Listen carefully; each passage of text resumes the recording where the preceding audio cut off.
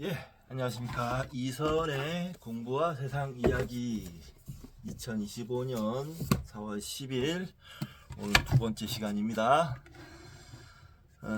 첫 번째 시간에는 나도 가끔은 내가 누군지 궁금하다 미디어북을 했죠.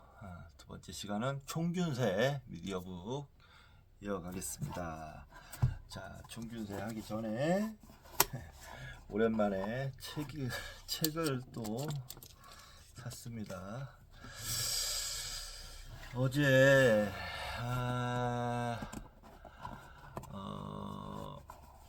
알라딘에서 쿠폰이 하나 왔더라고요. 1,000원짜리 쿠폰에 홀딱 넘어가가지고 고작 1,000원짜리 쿠폰에 홀딱 넘어가서 장바구니에 넣어놨던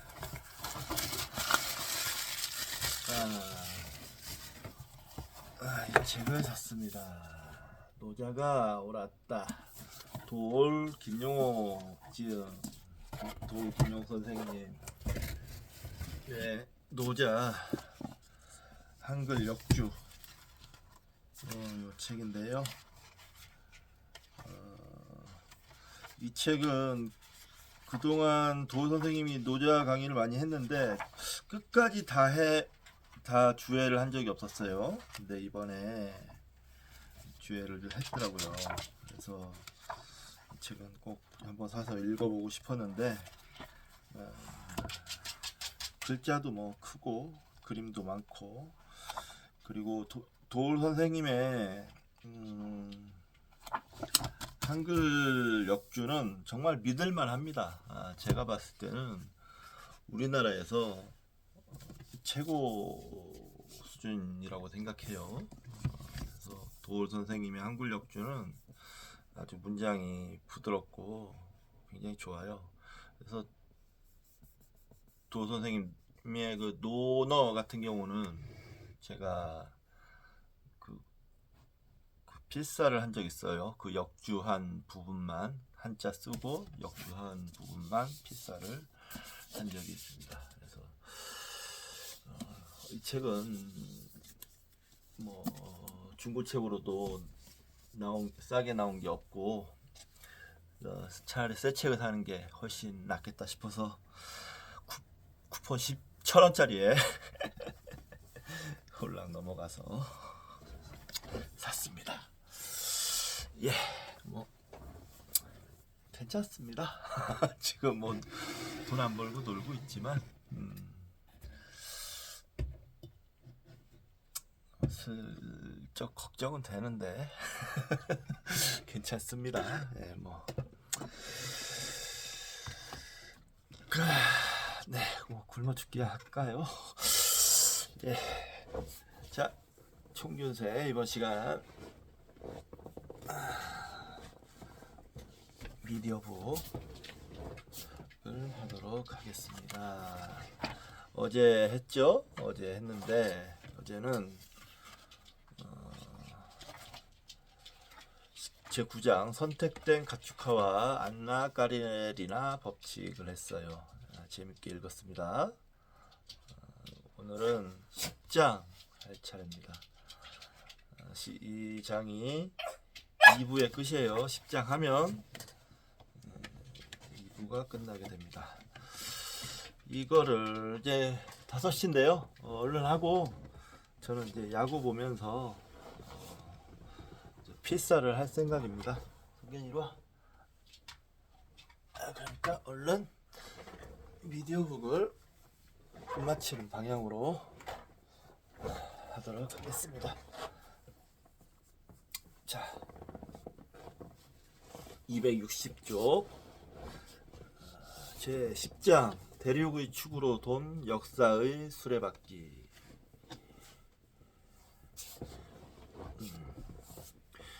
유라시아의 농업이 아메리카 원주민이나 앉아 서아나 이남 아프리카인의 농업에 비해 더 빠르게 전파되었던 것은 유라시아의 문자, 야금술, 기술, 제국 등이 더 신속하게 확산되었기 때문이다. 그런 차이점들은 남북 아메리카와 아프리카 축의 방향과 대조되는 유라시아 축의 방향을 반영하고 있을 뿐이다. 역사의 수레바퀴는 이 축들을 중심으로 회전했던 것이다.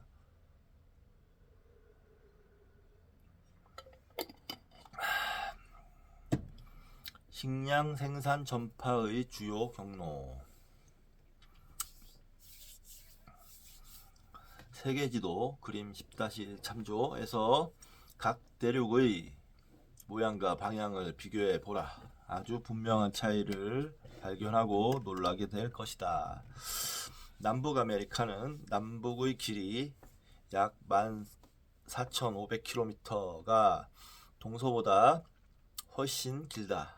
동서폭은 가장 넓은 곳은 4,800km 정도밖에 안 되고 파나마 지협에서는 64km까지 좁아진다.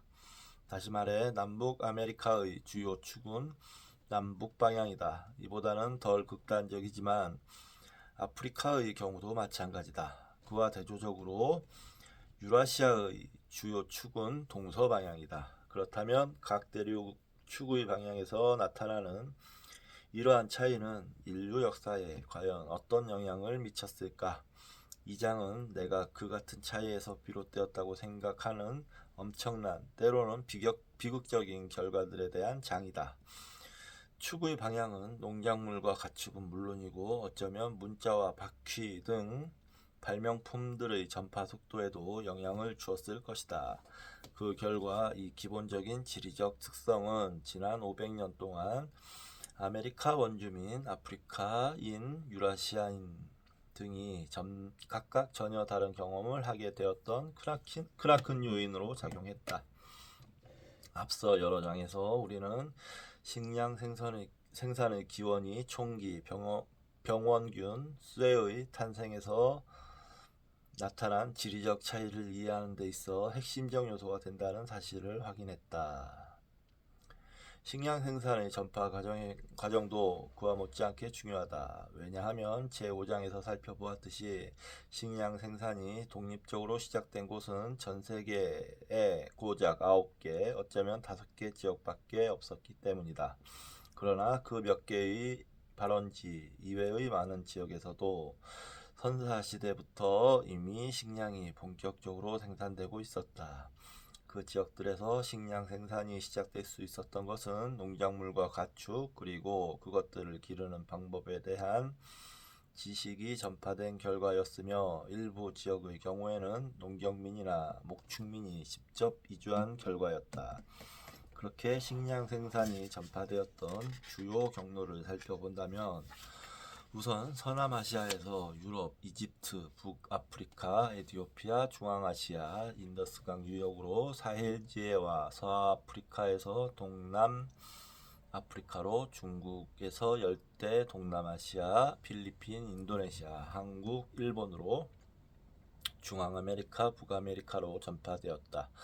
그리고 발원지의 식량 생산도 다른 발원지로부터 농작물, 가축 기술이 새로 들어오면서 더욱 충실해졌다. 일부 지역은 다른 지역에 비해 식량 생산이 시작되기에 더 적합한 조건을 갖추고 있었듯이 식량 생산 전파의 난이도 역시 세계적으로 크게 달랐다.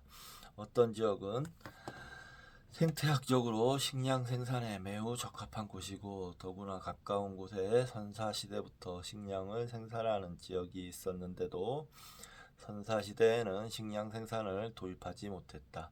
가장 눈에 띄는 예는 미국 서남부의 농경과 목축이 모두 캘리포니아의 아메리카 원주민들에게 전해지지 않았던 것, 뉴기니와 인도네시아의 농경과 목축이 오스트레일리아에 전해지지 않았던 것, 남아프리카 공화국 나탈주의 농경이 남아프리카 공화국의 시황봉 일대로 전파되지 않았던 것 등을 들 수 있다.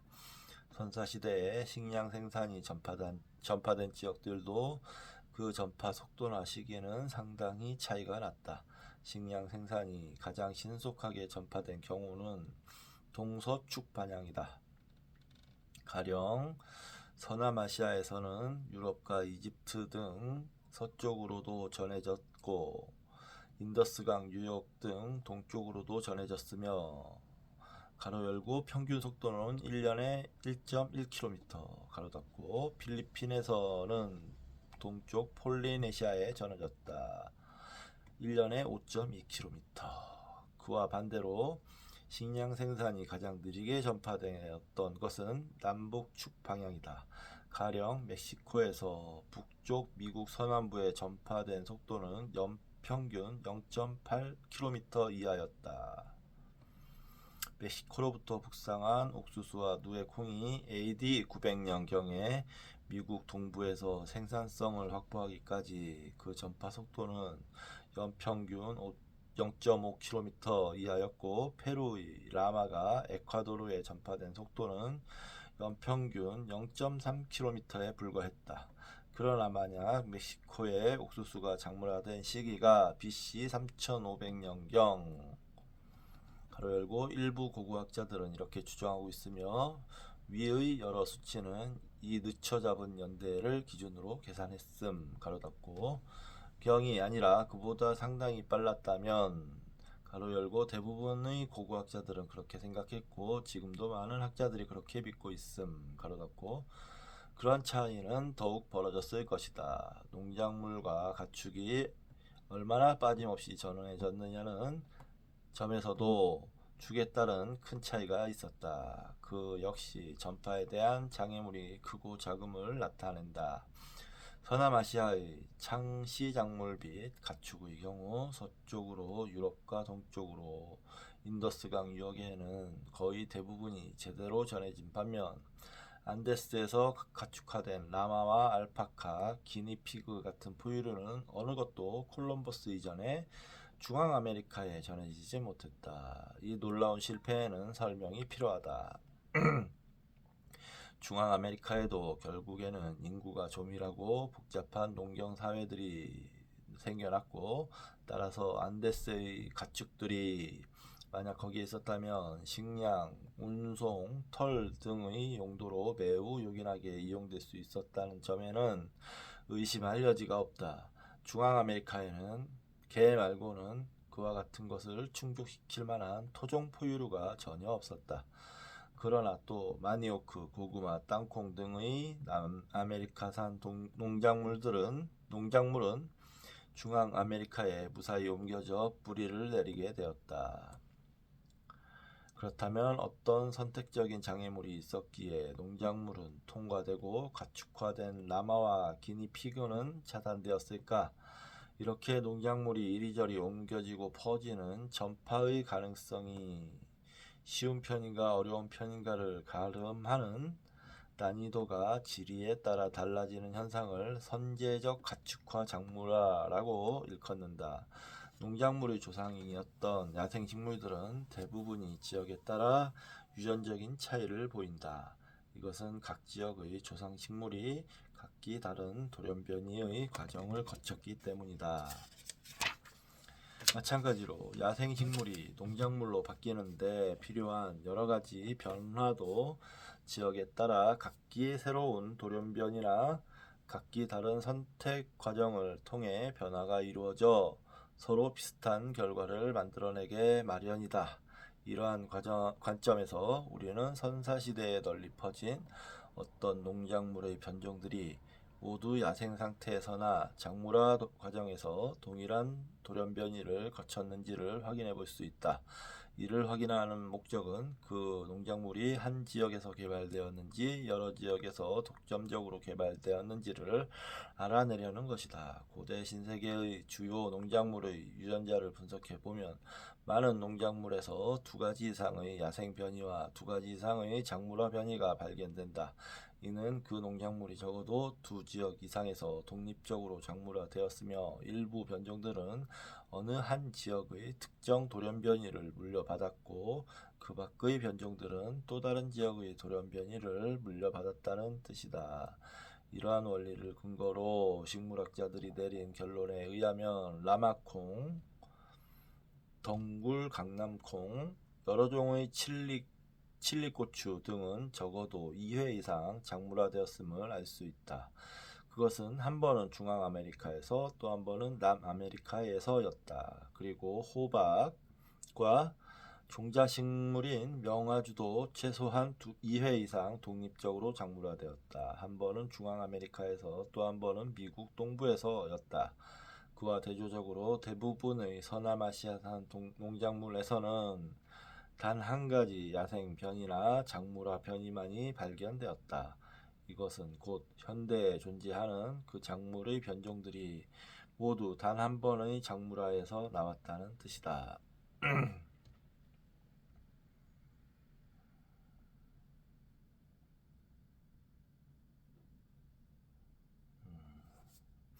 그렇다면 이렇게 어떤 농작물이 한 지역에서 단 한 번도 작물화되지 않고 자생분포 지역 내의 여러 곳에서 각각 독립적으로 여러 번 작물화되었다는 것은 무엇을 암시하고 있을까? 앞서 우리는 식물의 작물화에는 야생식물이 인간에게 더 유용해지도록 종자를 더 크게 만들거나 쓴맛을 줄이는 등 식물의 특성을 변형시키는 과정이 포함된다는 것을 알게 되었다. 만약 초기의 농경민들이 어떤 생산적인 농작물을 얻을 수 있었다면 그 종에 가깝지만 아직은 별로 쓸모가 없는 야생식물을 굳이 채집하여 새로 작물화하려고 하기보다는 그냥 기존의 농작물을 재배했을 것이다. 그러므로 어떤 식물의 작물화가 단 1회에 그쳤다는 증거가 있으면 그 농작물은 야생식물로부터 작물화된 후에 그 야생식물이 자생하는 분포지역 내의 다른 곳으로 신속하게 전파되었으므로 동일한 식물을 독립적으로 다시 작물화할 필요가 없었다는 뜻이다. 그러나 동일한 야생조상이 여러 곳에서 독립적으로 작물화되었다는 증거가 발견된다면 그 농작물은 전파 속도가 너무 느려서 다른 곳에서 새로 작물화되는 것을 견제하지 못했다고 추론할 수 있다. 따라서 서남아시아에서는 작물화가 대개 1회로 끝났고 남북 아메리카에서는 흔히 여러 번 이루어졌다는 것은 곧 농작물들이 남북 아메리카 내부에서보다 서남아시아에서 바깥 지역으로 전파되기가 더 쉬웠다는 증거가 된다.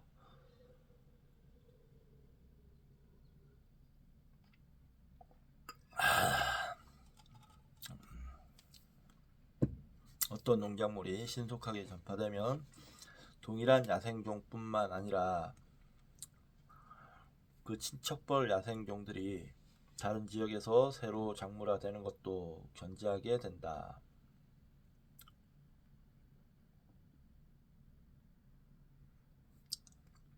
이미 훌륭한 완두콩을 재배하고 있다면 당연히 그 조상인 야생 완두콩을 처음부터 새로 작물화할 필요가 없겠지만 그것과 가까운 다른 야생 완두콩도 농경민들에게는 이미 작물화된 완두콩과 다를 게 없으므로 역시 새로 작물화할 필요가 없기 때문이다. 서남아시아의 창씨 작물들은 모두 서유라시아 전역에서 가까운 친척들의 작물화를 견제했다. 그와 대조적으로 신세계에서는 서로 가까운 친척이고 별로 다를 것도 없지만 분명히 구별되는 식물종들이 중앙아메리카와 남아메리카에서 각각 작물화된 경우가 많다. 예를 들자면 오늘날 전 세계에서 재배되는 모카의 95%는 고시피움 허스툼이다. 이 종은 선사시대에 중앙아메리카에서 작물화되었다. 그러나 선사시대의 남아메리카 농부들은 그 목화의 친척종인 코시피움 바바덴세를 재배했다. 이것으로 보아 중앙아메리카산 목화가 남아메리카에 전해지는 데 어떤 어려움이 있어서 그곳의 다른 목화종이 새로 작물화되는 것을 견제하지 못했음이 분명하다. 남아메리카산 목화도 마찬가지임. 칠리고추, 호박, 비름, 명화주 등도 서로 다르지만 친척관계인 종들이 중앙아메리카와 남아메리카에서 각각 작물화되었다. 역시 다른 종을 견제할 만큼 빠르게 전파되지 못했기 때문이었다. 이상과 같은 여러 가지 현상들을 통해 우리는 똑같은 결론을 얻을 수 있다. 즉 식량 생산은 남아시아에서 외부로 전파된 것이 남북 아메리카 내부에서보다 쉬었음을 알 수 있다. 그리고 아마 사하라 이남 아프리카에서보다도 쉬었을 것이라는 결론이 나온다. 그러한 현상들 속에는 생태학적으로 적합한 지역인데도 식량 생산이 전혀 도입되지 못한 경우, 지역에 따라 식량 생산의 전파 속도가 달랐거나 선택적으로 받아들인 경우, 그리고 제일 먼저 작물화된 농작물이 동일종의 제작물화를 견제했느냐 아니면 가까운 친척종의 작물화를 견제했느냐 하는 차이도 포함된다. 그렇다면 남북 아메리카와 아프리카에서는 무엇 때문에 유라시아보다 식량 생산 전파가 어려웠을까?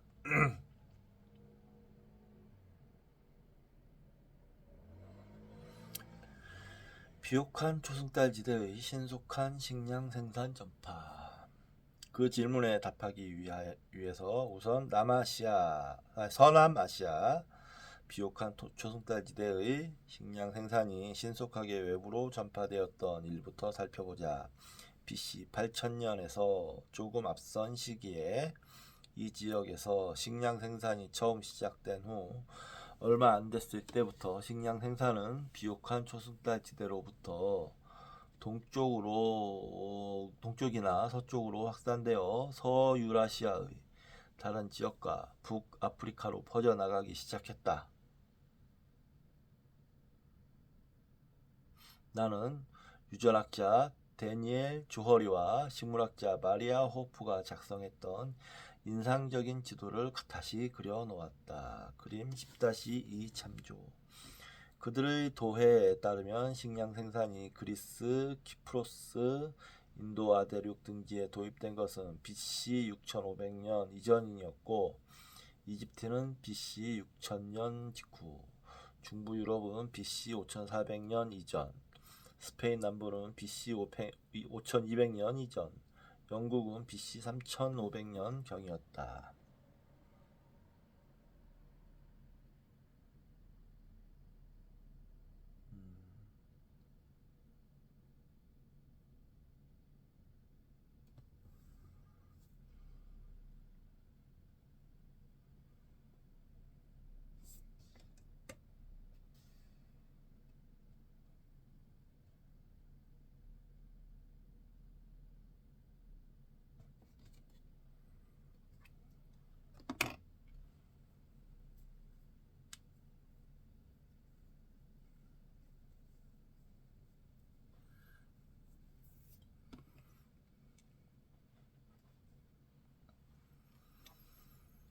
이들 지역에서 식량 생산을 시작하게 만든 가축이나 농작물은 비옥한 초승달 지대에서 식량 생산을 촉발시킨 것과 동일한 것들이었다.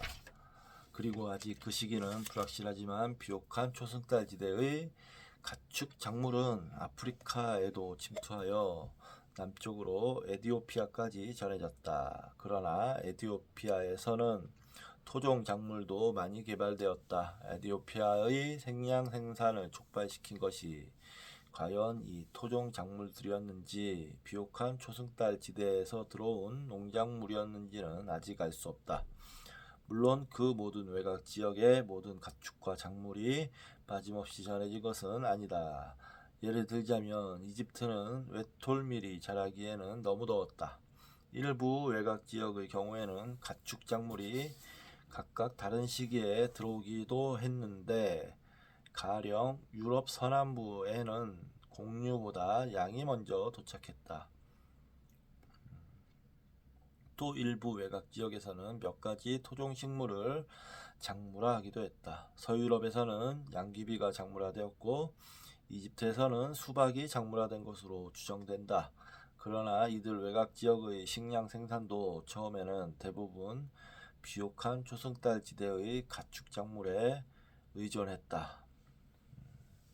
이렇게 가축과 농작물이 전해진 뒤에는 역시 비옥한 초승달 지대나 그 부근에서 생겨난 발명품들도 따라왔다. 그 속에는 바퀴, 문짝, 금속기술, 젖짜기, 과실수, 맥주와 포도주 제조 기술 등이 포함되어 있었다. 어째서 서유럽 전역에서 식량 생산을 촉발시킨 농작물들이 모두 똑같았을까? 혹시 많은 지역에 똑같은 식물들이 자생했고 비옥한 초승달 지대에서처럼 각 지역에서 그 식물들의 유용성이 발견되어서 독립적으로 작물화되었던 것일까? 그렇지는 않다. 첫째, 비옥한 초승달 지대의 창시 작물 중에는 서남아시아 바깥에서 자생하지 않는 것들이 많다. 예를 들자면 8종의 창시 작물 중에서 이집트에도 자생하는 식물은 보리밖에 없다. 이집트의 나일강 유역은 비옥한 초승달 지대의 티그리스 강이나 유프라테스 강 유역과 비슷한 환경을 가지고 있다. 그러므로 뒤의 두 강 유역에서 잘 자라는 농작물은 나일강 유역에서도 장엄한 토착 이집트 문명을 촉발시킬 만큼 잘 자랐다.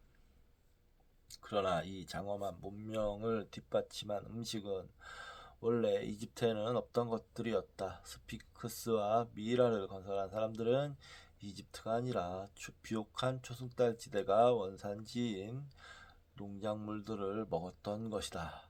둘째, 야생조상이 서남아시아 바깥에서도 자생하는 농작물들의 경우에도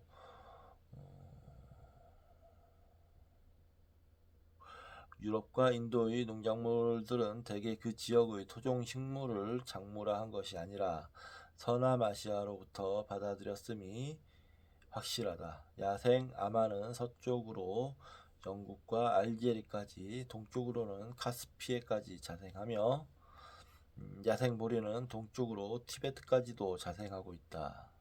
그러나 비옥한 초승달 지대의 창시 작물 중 대부분은 오늘날 전 세계에서 재배되는 변종들은 야생조상에서 발견되는 여러가지 염색체 배열 중에서 한 가지 배열만을 모두 공통적으로 가지고 있다.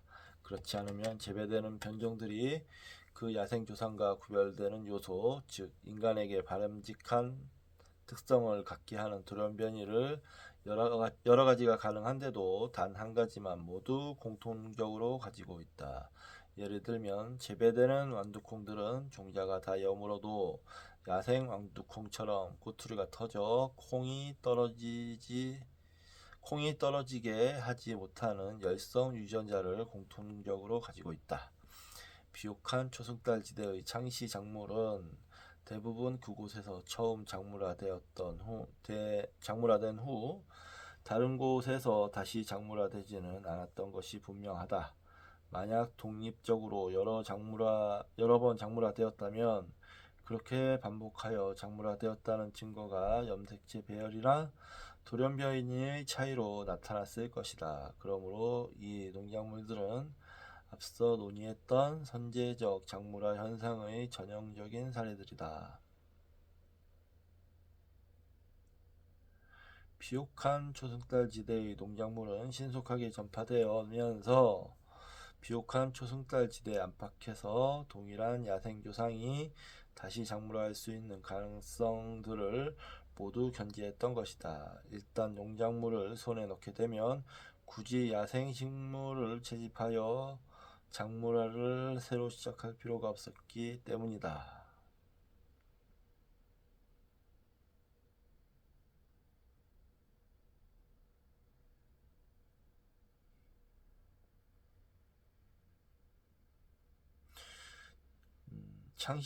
창시 작물이 조상이 된 식물들은 대개 역시 작물화에 적합한 야생 생태의 친척들이 비옥한 초승달 지대 안팎에 분포하고 있었다. 예를 들자면 완두콩은 피숨 속으로 여기에는 두 가지 야생종이 있다. 그중에서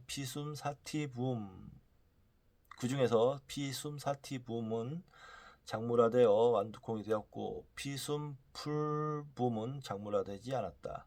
그러나 야생 완두콩 피숨 풀붐도 말려서 먹든 싱싱한 채로 먹든 맛이 좋으며 야생 상태에서 흔하게 자란다. 마찬가지로 밀, 보리, 렌즈콩, 병아리콩, 누에콩, 아마 등도 작물화된 야생종 이외에 여러 종의 야생 친척을 갖고 있다. 누에콩이나 보리의 친척 중에서 어떤 것들은 실제로 처음 작물화된 비옥한 초승달 지대로부터 멀리 떨어진 남북 아메리카나 중국에서 독립적으로 작물화되기도 했다. 그러나 서유라시아에서는 잠재적 유용성을 가진 몇 종의 야생 식물 중에서 단 한 종만이 작물화되었다.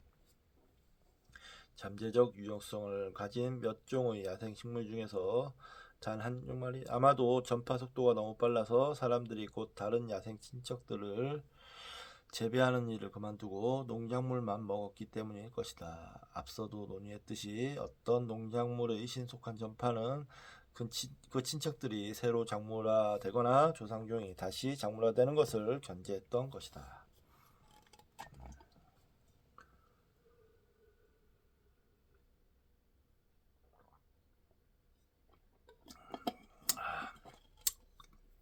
내용이 좀 어려운 것 같아도 쭉 읽어 나가다 보면 따라가 보면 조금 이해는 할 수 있겠어요.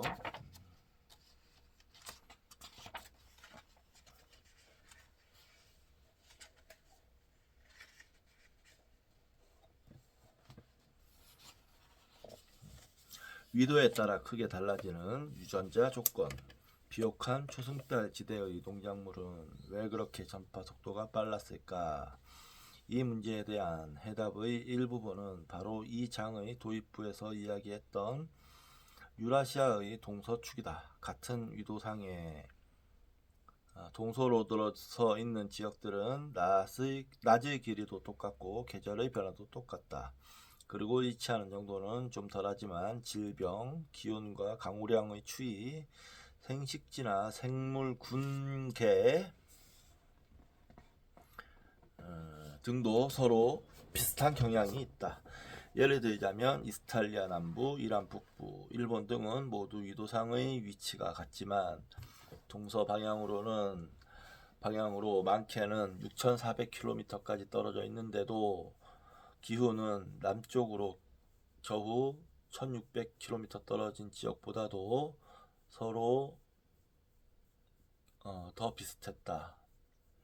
모든 대륙에서 열대우림이라는 생식지 유형은 적도로부터 위도 10도 이내에 국한되어 있고 캘리포니아의 차파랄 가로 열고 잎이 넓은 상록성 교목, 관목, 소교목으로 구성된 식생으로 지중해 식생과 비슷한 식생 가로 닫고 이나 유럽의 마키 지중해 연안의 간목지대 같은 지중해성 잡목지대는 위도 30에서 40도에 존재한다. 식물의 발화, 성장, 질병에 대한 저항력 등은 바로 기후의 그 같은 특성들에 적응하고 있다.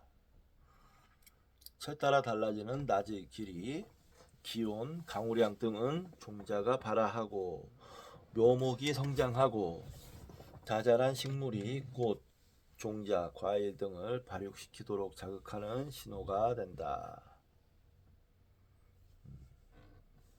각각의 식물은 자기가 처한 환경 속에서 진화되었으므로 그 환경에서 발생하는 여러가지 계절적 추위의 신호에 반응하도록 자연 선택을 통해 유전적 프로그램이 입력되어 있기 때문이다.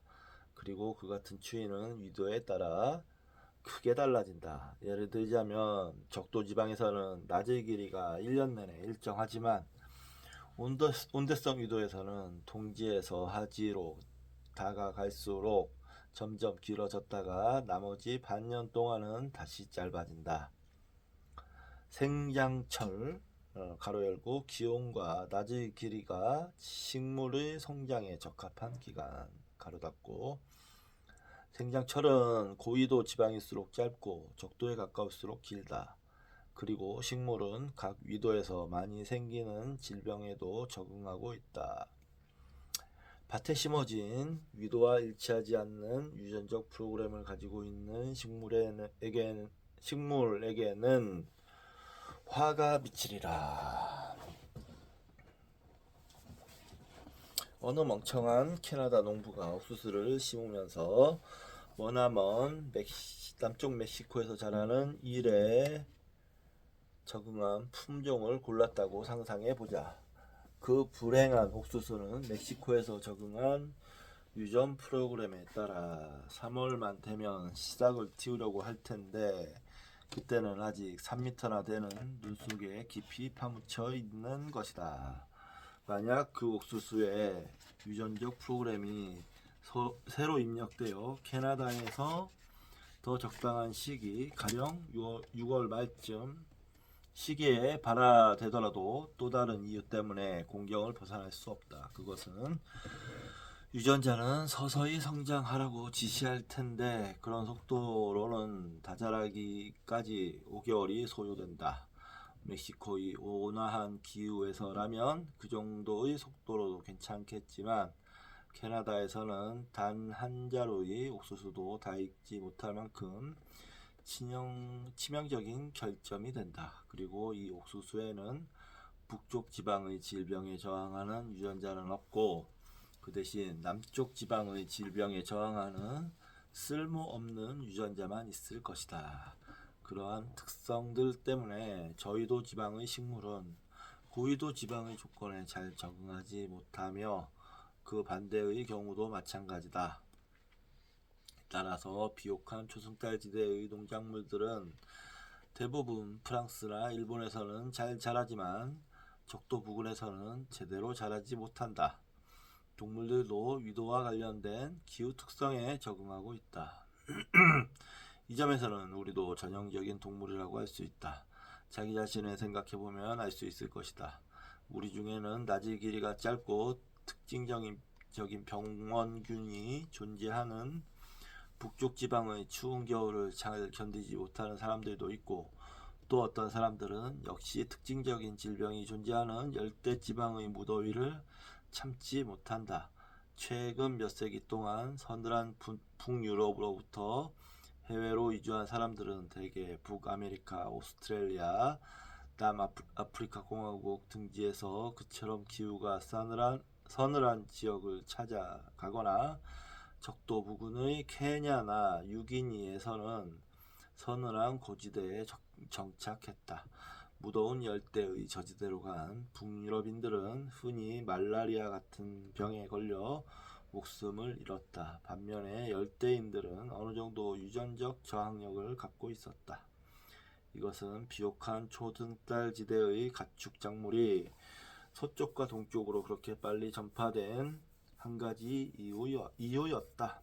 그것들은 전파되는 지역의 기후에 이미 잘 적응한 상태였던 것이다. BC 5400년경에 농경이 헝가리의 평야지대로부터 유럽 중부에 전해졌을 때 그 속도는 매우 빨라 폴란드에서 서쪽 네덜란드에 이르는 드넓은 강에 흩어져 있는 최초의 농경민들의 유적지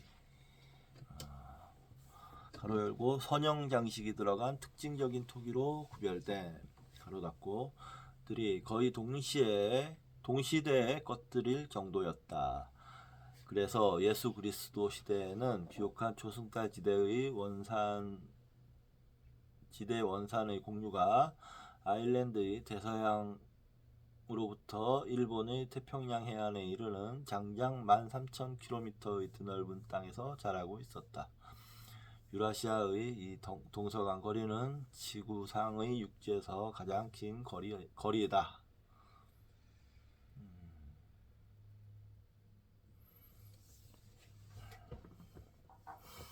이 부분은 제 논문과 관련해서 좀 약간 체크를 해야 할 부분입니다.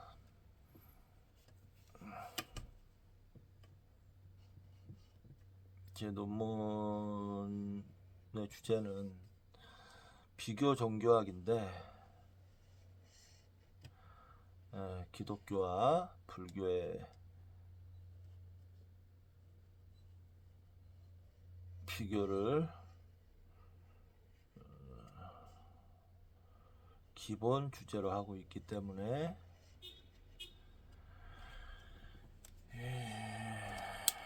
중요한 내용이 될 수 있습니다.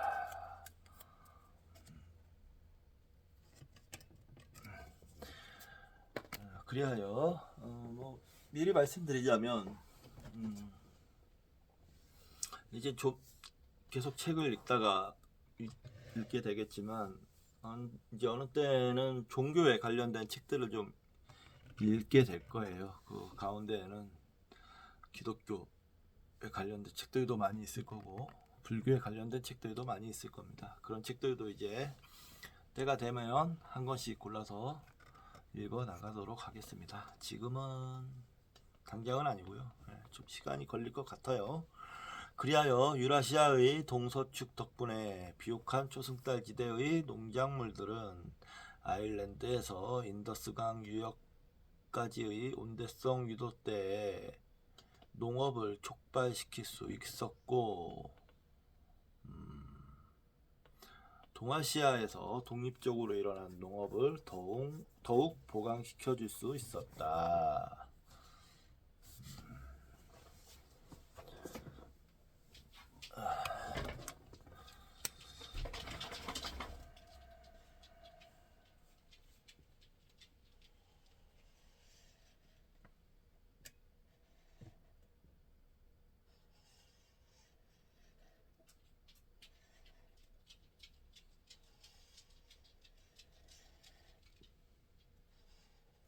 그리고 비옥한 초승달 지대로부터 멀리 떨어져 있지만 같은 유도상에 위치한 지역에서 처음 작물화된 유라시아의 농작물들도 반대로 비옥한 초승달 지대에 전파될 수 있었다.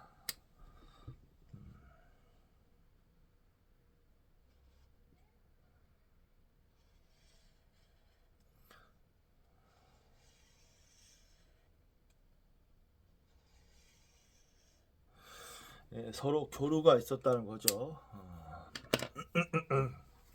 배나 비행기를 이용하여 전 세계로 종자를 운송할 수 있는 오늘날에는 우리의 식사에 세계 각지의 먹거리가 뒤섞여 있는 것이 당연한 것처럼 보인다.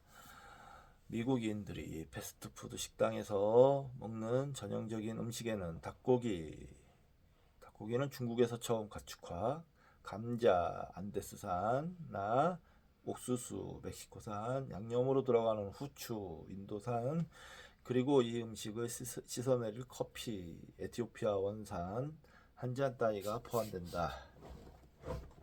그러나 2000년 전의 노마인들도 주로 다른 지역에서 나온 먹거리들이 뒤죽박죽의 섞여있는 식사를 했다. 노마의 농작물 중에는 이탈리아 원산이었던 것은 귀리와 양귀비 뿐이었다. 노마인들의 주식은 비옥한 초승달지대의 창시 작물이다. 그 밖에 코카서스 원산의 마시멜로, 중앙아시아에서 작물화된 기장과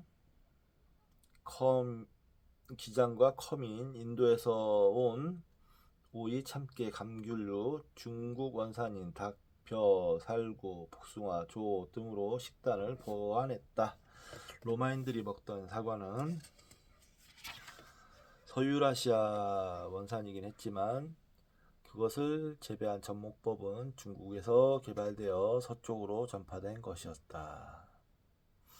유라시아는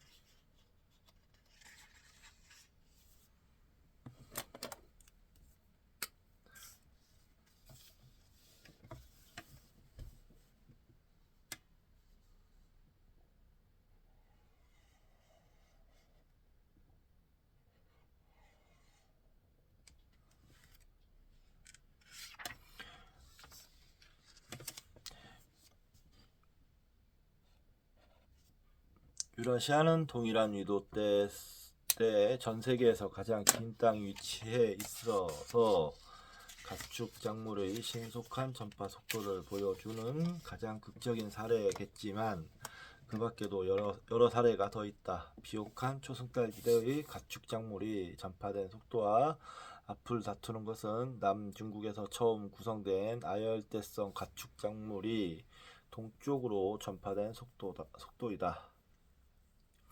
열대 동남아시아, 필리핀, 인도네시아, 뉴기니 등지를 거치면서 여기에 다른 것들이 새로 추가되었다.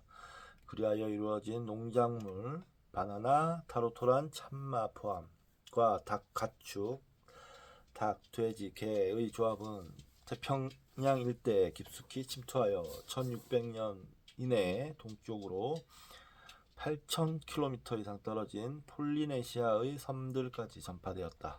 아울러 아프리카의 긴 사헬 지대 내에서 동서방향으로 농작물이 전파된 것이 또 하나의 사례일 가능성도 있지만 자세한 부분에 대해서는 고식물학자들의 연구가 더 필요하다.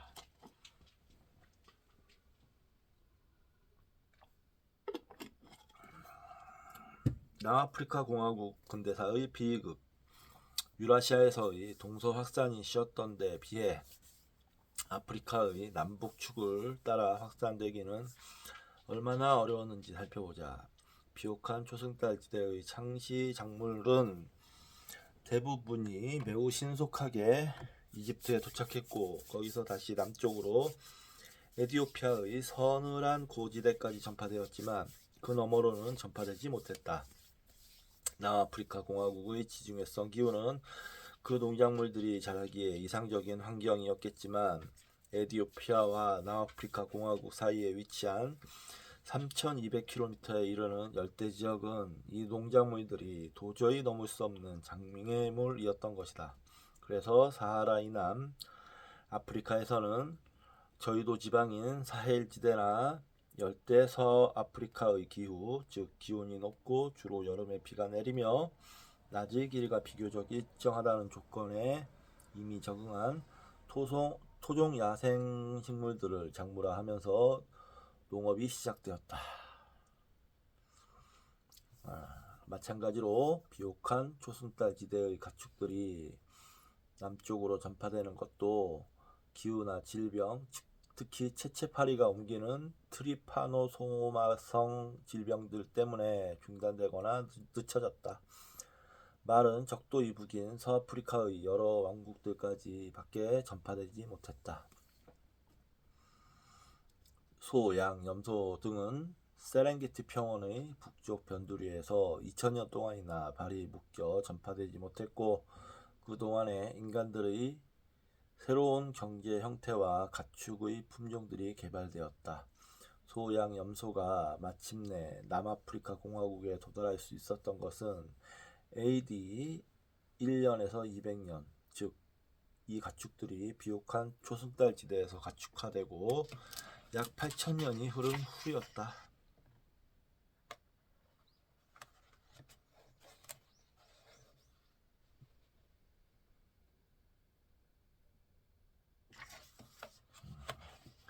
열대 아프리카 농작물도 아프리카에서 남쪽으로 전파되는 데에는 나름대로 어려움이 있었다. 그래서 남아프리카 공화국에 비옥한 초승달 지대의 가축들이 도착한 직후에 아프리카의 반투족 흑인 농경민들이 들어오면서 비로소 도착했다. 그러나 이 열대 아프리카산 농작물들은 남아프리카 공화국의 PC강을 건널 수 없었다. 그 너머의 지중해성 기후에 적응하지 못했기 때문이었다. 그 결과로 나타난 것이 바로 우리가 잘 알고 있는 남아프리카 공화국의 지난 2000년에 걸친 역사의 흐름이었다. 남아프리카 공화국의 토착민 코이산족, 다른 명칭으로는 호텐토트족과 부시먼은 가축을 받아들였지만 농업은 시작하지 않았다.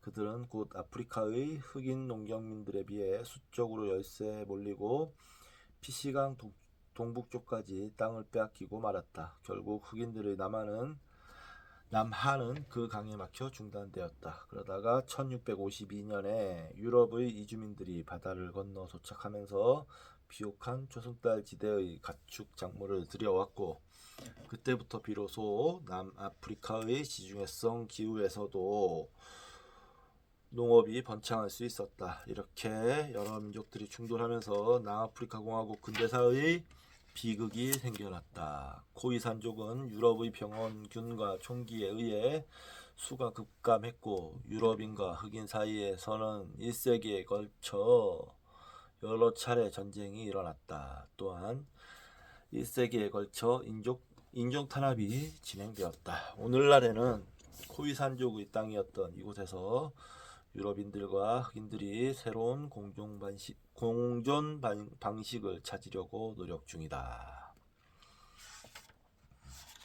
남아메리카의 남북축을 따라 느리게 확산된 가축작물. 이번에는 유라시아에서는 가축작물의 확산이 쉬웠던 데 비해 남북 아메리카의 남북축을 따라 확산되기는 또 얼마나 어려웠는지 살펴보자. 중앙 아메리카와 남아메리카 사이의 거리, 이를테면 멕시코의 고지대와 에콰도르의 고지대 사이는 1900km 정도에 불과하다. 이것은 유라시아의 발칸반도와 메소포타미아 사이의 거리와 대충 비슷하다. 발칸반도는 대부분의 메소포타미아산 농작물이나 가축이 자라기에 이상적인 성장 환경을 갖추고 있었으므로 비옥한 초승달 지대에서 이들 가축작물이 조합된 후 2000년 이내에 이를 받아들였다. 이렇게 신속한 전파는 발칸반도에서 이들 가축작물이나 그 친척들이 새로 가축화,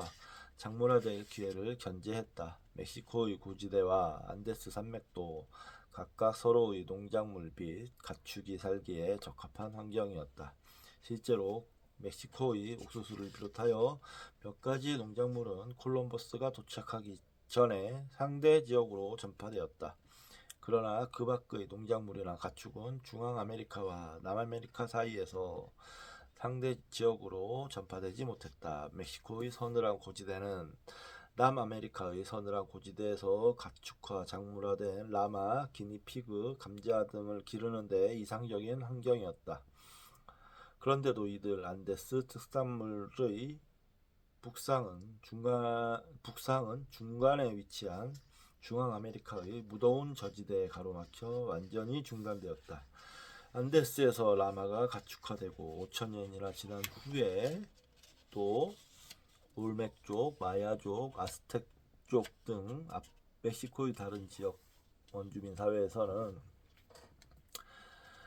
여전히 개 말고는 식용 가축도 없었고 집 나르는 짐승도 없었다. 마찬가지로 멕시코에서 가축화된 칠면조와 미국 동부에서 작물화된 해바라기는 안데스 일대에서도 잘 자랄 수 있었겠지만 이들의 남하는 그 중간에 있는 열대성 기후 때문에 중단되었다. 그리고 멕시코의 옥수수, 호박, 누에콩 등은 남북으로 1100km 정도밖에 안 되는 거리였음에도 불구하고 작물화된 지 수천 년이 지나서야 비로소 미국 서남부에 도착했다. 멕시코의 칠리, 고추와 명아주는 선사시대에는 끝내 그곳에 도착하지 못했다. 또한 옥수수는 멕시코에서 작물화된 후에도 수천 년 동안이나 북아메리카 동부로 북상하지 못했다. 그곳의 기후는 멕시코보다 서늘하고 생장철도 짧기 때문이었다. 그러다가 옥수수가 마침내 미국 동부에서 나타난 것은 AD 1년에서 200년의 어느 시기였는데 그나마도 매우 비중이 작은 농작물에 지나지 않았다. AD 900년경에 이르러서야 북쪽 지방의 기후에 적응한 내한성 변종들이 개발되었고 그때부터 비로소 옥수수를 중심으로 한 농업이 시작되어 북아메리카에서 가장 복잡한 아메리카 원주민 사회, 즉 미시시피 문화 가로 열고 비록 콜럼버스 이후 유럽인들이 들여온 각종 병원균 때문에 단명하기는 했지만 가로 닫고를 꽃피울 수 있었다. 비옥한 초승달지대의 농작물들을 유전적으로 연구해보면 대부분 단 한 차례의 작물화 과정을 거쳤으며 거기서 나온 농작물이 매우 빠르게 전파되어 동일종이나 친척종의 새로운 작물화를 견제했다는 증거가 나온다는 점을 상기하자. 그와 대조적으로 남북 아메리카의 토종 농작물은 널리 되었으면서도 중앙아메리카, 남아메리카, 미국 동부에서 각각 독립적으로 작물화된 경우 여러 개의 친척종이거나 심지어는 동일종이지만 유전적으로 서로 뚜렷하게 다른 변종들이 작물화된 경우가 많다. 지역에 따라 가까운 친척종이 서로 역할을 대신했던 농작물은 비름, 유해콩, 명아주, 칠리고추, 목화, 호박, 담배 등이었다. 그리고 동일종의 다른 변종들이 서로의 역할을 대신했던 농작물에는 강남콩, 리마콩, 학명이 캅시움 아누움 치넨세인 칠리고추, 쿠쿠루비타 페포인 호박 등이 있었다. 이렇게 독립적인 작물화가 여러 번 반복된 흔적은 곧 이 농작물들이 남북 아메리카의 남북측을 따라 느리게 확산되었다는 또 하나의 증거일지도 모른다. 이상에서 살펴본 것처럼 남북 축이 지배적이어서 확산이 늦어진 사례 중에서도 아프리카와 남북 아메리카는 땅덩어리가 가장 큰 경우다. 그러나 규모는 더 작지만 세계의 다른 지역에서도 남북 방향의 확산이 늦어지는 현상은 중요하게 작용했다.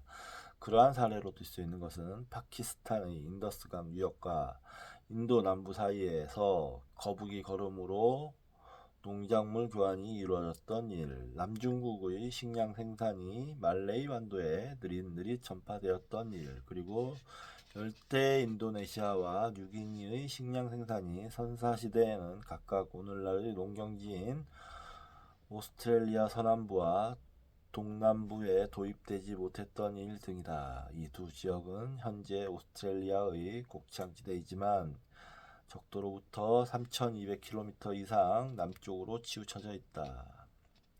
그러므로 이들 지역에서 농경이 시작되기 위해서는 머나먼 유럽에서 유럽의 서늘한 기후와 짧은 생장철에 적응한 농작물을 실은 배가 들어올 때까지 기다려야 했다. 역사의 수레바퀴는 각 대륙의 축을 중심으로 회전했다. 지금까지는 지도만 훑어보아도 금방 확인할 수 있는 위도 문제를 집중적으로 다루었다. 위도는 기후, 성장 조건, 식량 생산 전파의 난이도 등을 결정하는 주된 요소이기 때문이다. 그러나 물론 위도만이 그 같은 결정 요소였던 것은 아니며 어떤 두 지역이 동일한 위도상에 인접해 있다고 해서 반드시 기후가 똑같지는 않다.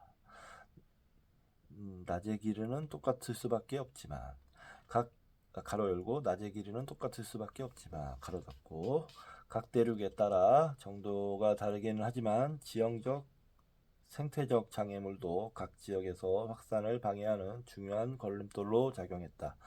예를 들어 미국 동남부와 서남부는 동일한 위도상에 있지만 두 지역 사이의 농작물 확산은 매우 느리고 선택적이었다. 그것은 두 지역 사이에 끼어있는 텍사스 및 태평원 남부가 건조하고 농업에 부적합한 땅이기 때문이었다. 유라시아에서 비슷한 예를 찾는다면 비옥한 초승달 지대의 농작물에 존재했던 동진 한계선을 들 수 있겠다. 이 농작물들은 서쪽으로 대서양까지 그리고 동쪽으로 인더스강 유역까지는 별다른 장애물 없이 신속하게 전파되었다. 그러나 동쪽으로 더 가서 인도에 들어가면 주로 겨울에 비가 내리는 형태에서 여름에 비가 내리는 형태로 기후가 바뀐다. 따라서 인도 동북부의 겐지스 평화 일대에서는 또 다른 농작물과 농경기술이 필요해지므로 농업의 확산 속도가 훨씬 늦어졌다. 거기서 다시 동쪽으로 더 가면 중국의 온대지방이 나온다. 이들 지역도 중앙아시아의 사막지대, 티베트의 고원지대, 히말라야 산맥 등으로 가로막혀 비슷한 기후를 가진 서유라시아 지역들로부터 차단되어 있었다. 따라서 중국의 식량 생산도 처음에는 동일한 위도상에 위치한 비옥한 초승달지대의 식량 생산과 무관하게 독립적으로 시작되어 전혀 다른 농작물들을 만들어냈다. 그러나 BC 2000년에서 1000년경 중국과 서유라시아 사이의 이 같은 장애물들을 부분적으로나마 극복할 수 있게 되면서 서아시아의 밀, 보리, 말 등이 중국에 들어오기 시작했다. 마찬가지로 똑같이 3200km 남북으로 떨어져 있더라도 그 거리가 장애물로 작용하는 정도는 그 지역의 조건에 따라 달랐다. 비옥한 초승달지대의 식량 생산은 그 거리를 초과하여 남쪽으로 에티오피아까지 전파되었다. 또한 반투족의 식량 생산은 아프리카의 대호수 지방 가로 열고 아프리카 중부의 누돌프, 엘버트, 빅토리아, 탕가니카, 니아사호 일대 가로 닫고로부터 나탈주로 신속하게 전파되었다. 두 경우 모두 중간에 끼어있는 지역들이 강우 형태도 유사하고 농업에 적합했기 때문이었다.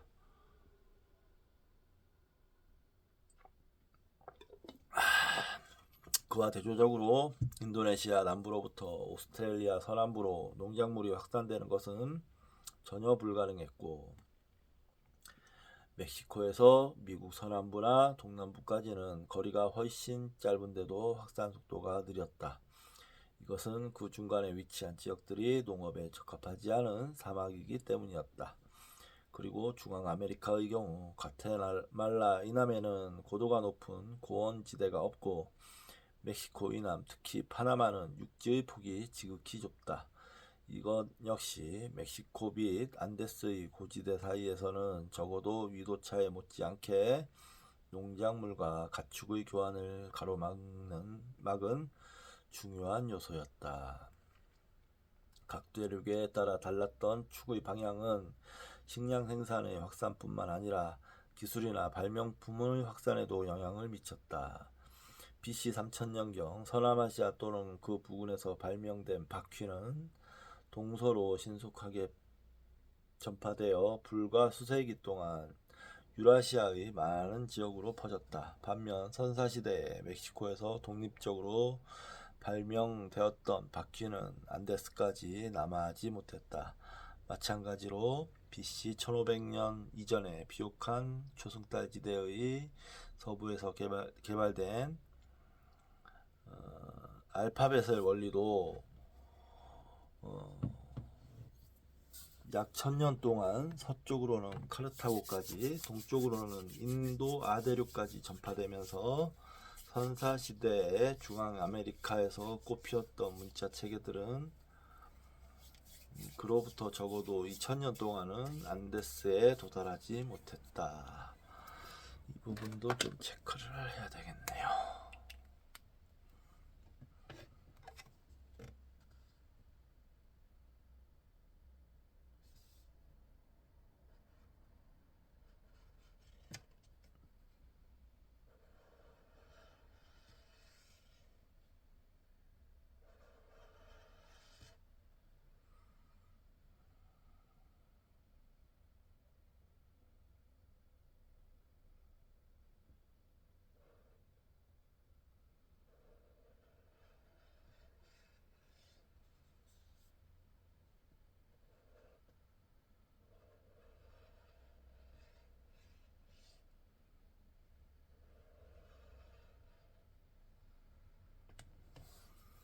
바퀴와 문자는 농작물처럼 위도나 낮의 길이 따위와 직접적인 관계가 있지는 않지만 간접적인 관계는 있다. 특히 생산의 체계와 결과가 매개물 역할을 했다. 제초의 바퀴는 농산물을 운반하는 소달구지에 사용되었다. 그리고 초기의 문자는 엘리트들이 독점하고 있었다.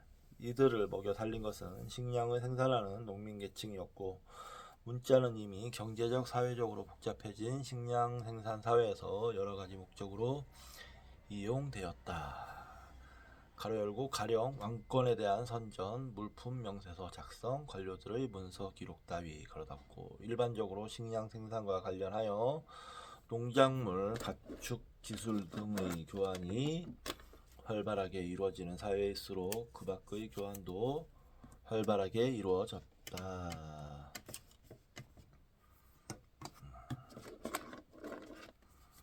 이 부분도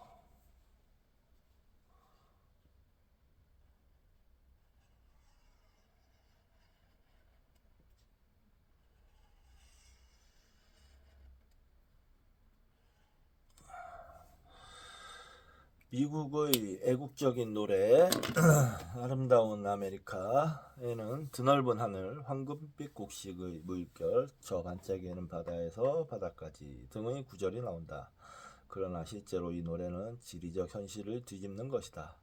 아프리카와 마찬가지로 남북 아메리카에서도 토종 농작물이나 가축의 전파 속도는 비좁은 하늘과 환경적 장애물 때문에 늦어졌다.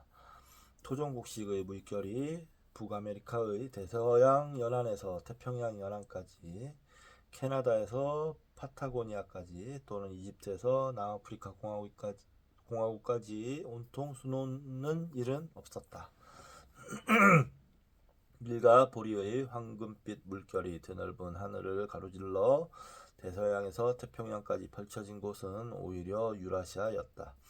이렇게 유라시아의 농업이 아메리카 원주민이나 사하라 이남 아프리카인들의 농업에 비하여 더 빨리 전파되었던 것은 제3부에서 확인할 수 있겠지만 유라시아의 문자, 야금술 기술 제국 등이 더 신속하게 확산되는 데 일조했다.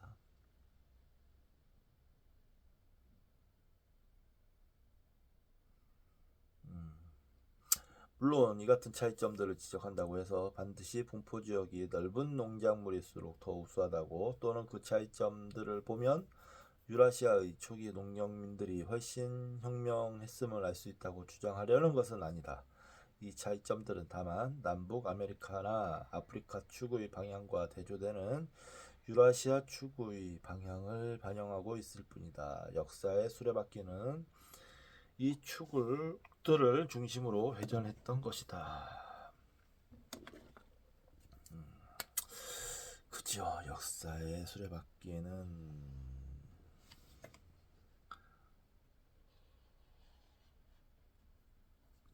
그쵸. 예, 축이 내용이 뭐 말들은 어려웠지만 내용 자체는 뭐 간단했습니다. 네? 이 유도와 경도가 있는데 이쪽 가로 세로에 가로 쪽에 위도가 기후나 뭐 이런 기후가 가장 큰 영향은 기후였겠죠. 그 동일한 기후대에 걸쳐 있는 이 대륙들에서 농업혁명이나 문화들의 전파 또는 교류가 훨씬 활발히 이루어질 수 있었다 라고 얘기하고 있습니다. 자, 3부 여기까지 이제 2부였어요. 이제 다음부터는 3부 읽어 나가도록 하겠습니다. 이번 시간 오늘 독서는 여기까지 할 것 같네요. 미디어북은 저는 좀 쉬었다가 야구 보면서 필사를 하도록 하겠습니다.